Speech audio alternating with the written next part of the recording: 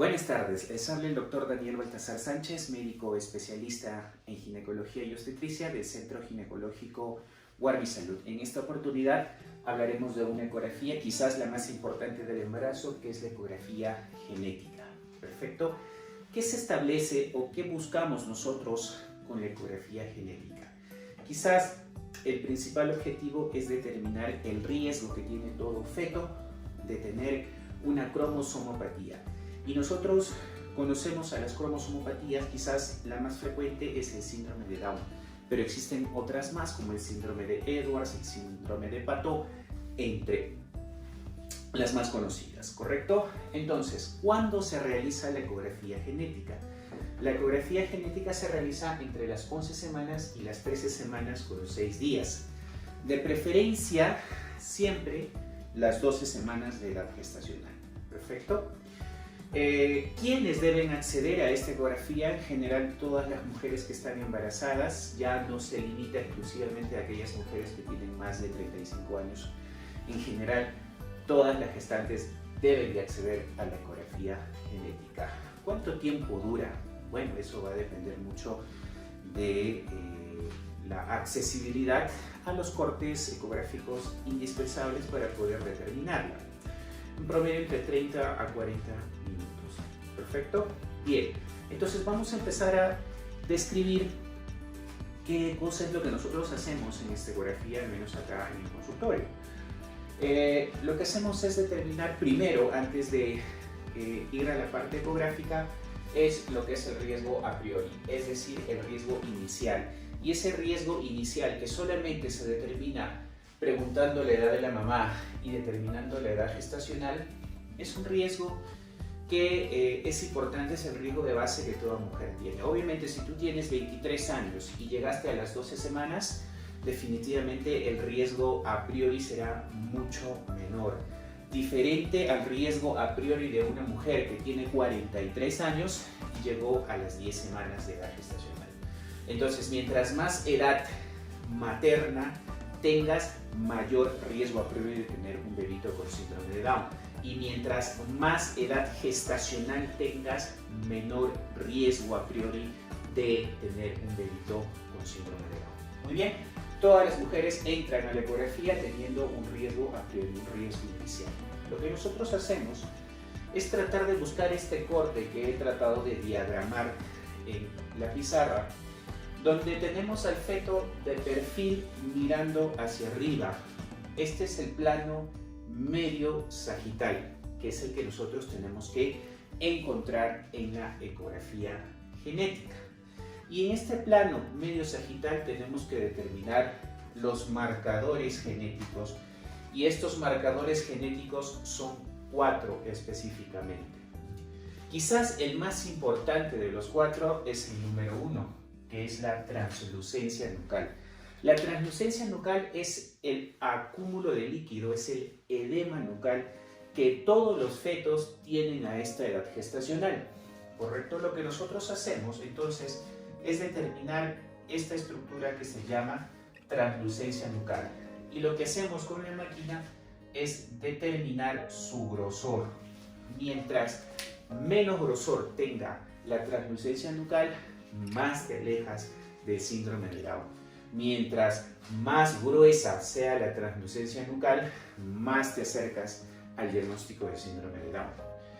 Tanto así que translucencias nucales que superan los 3.5 milímetros de grosor son translucencias gruesas, son translucencias patológicas. ¿Correcto? De todos los 4 marcadores es quizás la translucencia nucal la más importante. Otros marcadores que nos ayudan a complementar la translucencia nucal son los 3 que a continuación siguen. Es determinar si en este corte medio sagital el bebito tiene el hueso nasal visible, presente. Y para ello es necesario determinar la presencia del hueso nasal. Si está presente, perfecto, más te alejas del bebito Down. Otros 2 marcadores también muy importantes, a veces un poquito difíciles de entender, son los marcadores que utilizan la tecnología Doppler y son el ductus venoso y el flujo tricuspidio. El flujo tricuspidio se determina a nivel del corazón y nos vamos a la válvula tricúspide que se encuentra en las cámaras derechas del corazón. La válvula tricúspide es la estructura que comunica la aurícula derecha con el ventrículo derecho. Y a este nivel existe un flujo sanguíneo y la máquina lo que hace es censar la velocidad de ese flujo y nos arroja algunos índices y una onda Doppler que nosotros interpretamos. Que eso no es importante que ustedes lo conozcan, pero es algo que sí se debe determinar, que es la presencia del flujo tricuspidio. Otro marcador es el ductus venoso, que es un vasito que pasa a través del abdomen, que es muy delgado, que mide aproximadamente 1 milímetro de diámetro. Igual, a través de ese ductus pasa un flujo sanguíneo y lo que nosotros hacemos es calcular la velocidad de ese flujo sanguíneo y determinar índices y formas de onda, ¿correcto? Este es el ductus venoso. Muy bien, entonces, determinando los 4 marcadores, la translucencia nucal, la presencia del hueso nasal y la medición del flujo tricuspidio y el ductus venoso, nosotros podemos recalcular este riesgo a priori inicial y tenemos un riesgo modificado, ¿correcto? Ese riesgo modificado se puede establecer y dividir en bajo riesgo, un riesgo intermedio y un alto riesgo, ¿correcto? Entonces el software que nosotros manejamos, que es el de la Medicine Fetal Foundation, nos permite establecer una proporción, 1 en 10, 1 en 20, 1 en 100, 1 en 500, 1 en 1000, ¿perfecto? Y si el riesgo se encuentra entre 1 y 1 en 100, entonces nos preocupamos, porque ese es un riesgo alto de tener un bebito con síndrome de Down. Entonces, la consejería sería inicialmente decirle a la mamá que existe un riesgo alto, porque los marcadores ecográficos salieron patológicos, salieron alterados, y que existe una alta probabilidad de que este fetito sea síndrome de Down, pero que es necesario hacer estudios adicionales. Y en este caso, el estudio adicional sería un método invasivo, es decir, hacer lo que nosotros conocemos como es la biopsia de vellosidades coriales, ¿correcto? Para confirmar o en su defecto descartar la posibilidad de un bebé Down. Sin embargo, si el riesgo sale de 1 en 1000 para arriba, entonces estamos hablando de un bajo riesgo de síndrome de Down. No tenemos que hacer absolutamente nada, debemos de considerar que es un bebé sano y que este bebé no necesita, al menos por el momento, un mayor estudio, ¿correcto? Entonces, esa es la evaluación, o así es como nosotros evaluamos la probabilidad de un feto con síndrome de Down. La ecografía genética también es muy importante porque esta ecografía nos permite calcular la edad gestacional precisa, y para eso lo que nosotros hacemos es medir al feto en su longitud máxima desde la cabecita hasta la colita, y esa condición o esa medida nosotros la llamamos longitud corononalga. Y miren pues que esta longitud corononalga es quizás la medida más precisa para calcular la edad gestacional. Si existen dudas en la edad gestacional porque no te acuerdas tu última regla o porque no te hiciste ecografías más precoces, esta ecografía te dice exactamente la edad gestacional. ¿Qué más podemos ver en la ecografía genética y que es muy importante?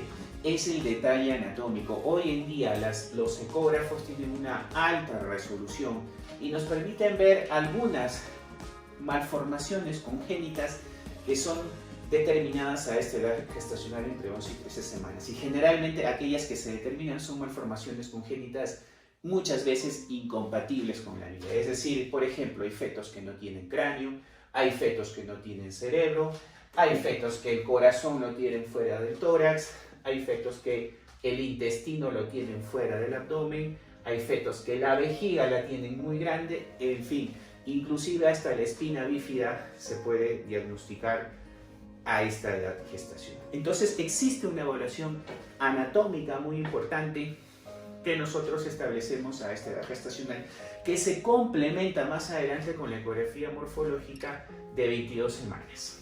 ¿Correcto? ¿Qué más? ¿Qué más podemos hacer en esta ecografía? Determinar el sexo con un 85-90% de probabilidad. Ojo, no el 100%. ¿Y cómo hacemos eso? Facilito. Acá nosotros podemos identificar una estructura, esta estructura que conocemos como tubérculo genital, ¿correcto? El tubérculo genital se puede visualizar en el corte medio sagital cuando se realiza óptimamente. Lo que nosotros hacemos simplemente es preguntarle a la máquina qué ángulo forma el eje de la columna con el eje del tubérculo genital, ¿correcto? Y acá se forma un ángulo, perfecto. Cuando ese ángulo es menos de 35 grados, con un 85% de probabilidad, es un feto de sexo femenino. Y cuando es más de 35 grados, lo más probable es que sea un feto masculino. Perfecto, esa es la manera como nosotros determinamos la edad gestacional. No es que a esta edad podamos ver el pene o la vagina, no lo podemos hacer, pero sí calculamos el eje del tubérculo genital. Muy bien, para resumir y terminar el video, esta ecografía me permite, 1, detectar aquellos fetos que tienen riesgos altos de tener síndrome de Down, o en su defecto, ver si un feto tiene un riesgo bajo y debemos considerarlo normal. Segundo, me permite calcular la edad gestacional exacta. Tercero, me permite ver la morfología, la anatomía fetal temprana. Y cuarto, podemos hacer una predicción del sexo fetal a través del tubérculo genital. En esta ecografía también tu ginecólogo hará una determinación adicional que es el riesgo de preeclampsia. La preeclampsia es una enfermedad donde la presión se sube y eso complica el embarazo. Nosotros podemos saber qué mujeres tienen mayor riesgo de hacer preeclampsia, sí, y es a través de la evaluación Doppler de las arterias uterinas. Entonces tu ginecólogo, especialista en medicina materno-fetal, hará también una evaluación de las arterias uterinas y establecerá el riesgo que tienes de tener preeclampsia. Muy bien, ha sido un gusto hablar un poco de este tema y conmigo será hasta una nueva oportunidad. Buenas tardes.